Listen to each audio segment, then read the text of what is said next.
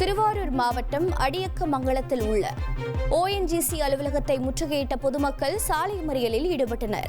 கடந்த 2 ஆண்டுகளுக்கு முன்பு மூடப்பட்ட எண்ணெய் கிணறு உள்ள பகுதிக்கு 2 கண்டெய்னர் லாரியில் 100க்கும் மேற்பட்ட ராட்சத இரும்பு குழாய்கள் எடுத்துச் செல்லப்பட்டதால் ஆத்திரமடைந்த மக்கள் போராட்டத்தில் ஈடுபட்டனர்.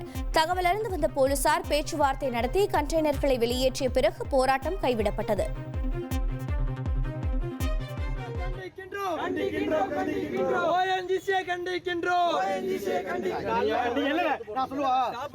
தலைவர் வந்து அருமையா சொன்னாரு. என்ன தெரியுமா சொன்னாரு?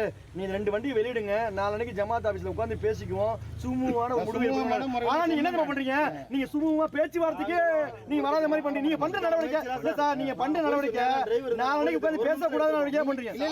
நீங்க பண்றது ஊருடைய ஒரு கிராமத்துடைய ஜமாத்துடைய அவங்க பண்றீங்க.